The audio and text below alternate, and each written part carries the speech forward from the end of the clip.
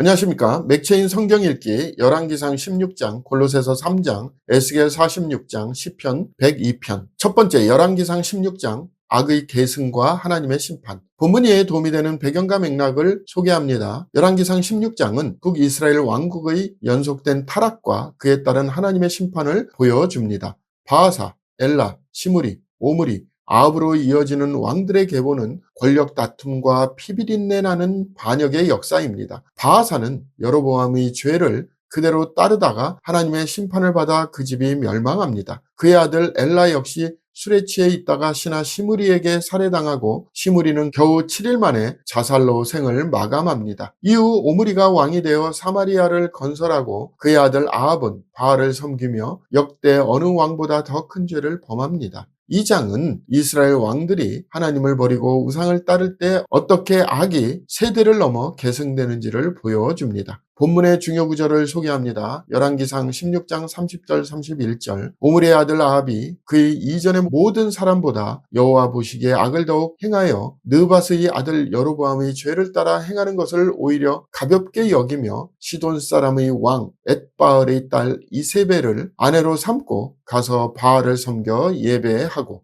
본문을 적용하는 데 도움이 되는 가이드라인입니다. 오늘날 우리는 악이 단순히 개인의 선택이 아니라 공동체와 세대 속에서 반복될 수 있음을 경계해야 합니다. 죄는 습관과 문화가 되어 다음 세대에 전해질 수 있습니다. 하나님은 권력과 성공보다 순종을 원하십니다. 우리는 세상의 가치가 아니라 말씀의 기준으로 삶을 세워야 하며 하나님 앞에 악을 끊는 첫 세대가 되어야 합니다.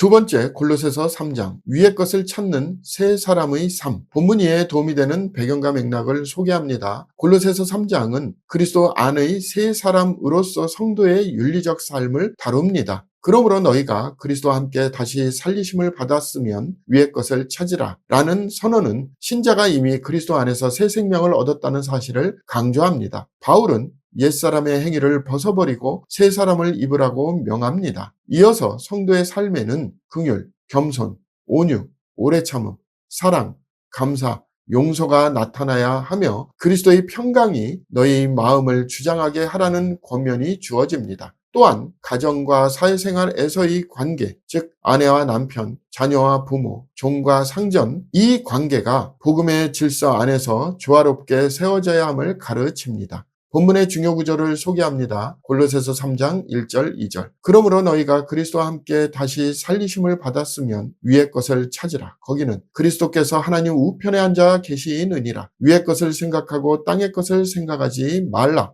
본문을 적용하는 데 도움이 되는 가이드라인입니다. 오늘날 우리는 세상의 가치를 추구하기보다 위의 것을 바라보는 신앙적 시선을 가져야 합니다. 우리의 정체성은 땅에 속한 존재가 아니라 하늘에 속한 사람입니다. 그리스도 안에서 옛사람의 욕망을 버리고 새로운 사람으로서 사랑과 감사, 화평을 실천해야 합니다. 우리의 삶이 복음의 질서와 일치할 때 세상 속에서도 하늘의 질서를 드러낼 수 있습니다. 세 번째, 에스겔 46장, 성전 예배의 질서와 거룩한 회복. 본문 이해에 도움이 되는 배경과 맥락을 소개합니다. 에스겔 46장은 회복된 성전에서의 예배 질서와 제사 규례를 세밀하게 규정합니다. 먼저 통치자의 안식일과 초하루 제사, 백성의 출입 순서, 매일의 번제 규례가 주어집니다. 또한 통치자가 아들에게 주는 기업과 백성에게서 빼앗지 말라는 법은 정의로운 통치를 강조합니다. 마지막 부분은 부엌과 제사 준비실의 구조를 통해 거룩과 속됨의 구별을 시각적으로 보여줍니다. 이 장은 예배와 제도가 단순히 형식이 아니라 하나님과의 관계 회복을 위한 질서임을 가르칩니다. 예배의 질서는 하나님께서 중심이 되시며 모든 예배는 그분의 거룩함을 드러내는 방식으로 세워져야 합니다. 본문의 중요 구절을 소개합니다. 에스겔 46장 17절 18절. 군주가 만일 그 기업을 한 종에게 선물로 준즉 그 종에게 속하여 희년까지 이루고 그 후에는 군주에게로 돌아갈 것이니 군주의 기업은 그 아들이 이어받을 것임이라. 군주는 백성의 기업을 빼앗고 그 산업에서 쫓아내지 못할지니 군주가 자기 아들에게 기업으로 줄 것은 자기 산업으로만 할 것임이라. 백성이 각각 그 산업을 떠나 흩어지지 않게 할 것이니라.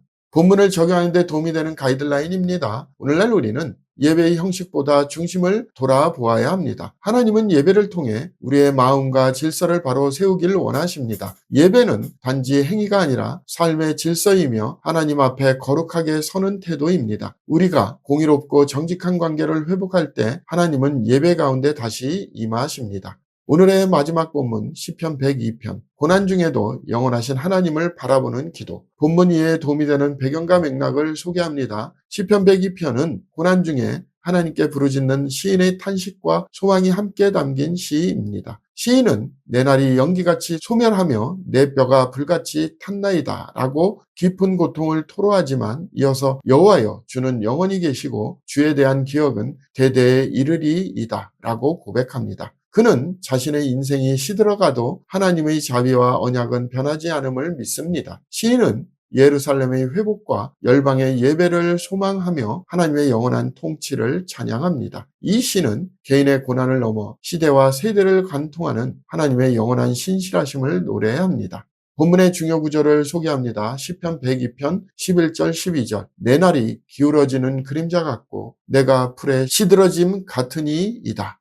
여호와여 주는 영원히 계시고 주에 대한 기억은 대대에 이르리이다. 본문을 적용하는 데 도움이 되는 가이드라인입니다. 오늘날 우리는 고난 속에서도 변함없는 하나님을 바라봐야 합니다. 우리의 인생은 덧없고 세상은 흔들리지만 하나님의 말씀과 신실하심은 영원합니다. 절망의 순간에도 하나님은 세대를 이어 일하시며 그분의 계획은 멈추지 않습니다. 그러므로 우리는 환경이 아니라 약속에 근거한 믿음으로 하나님을 신뢰해야 합니다.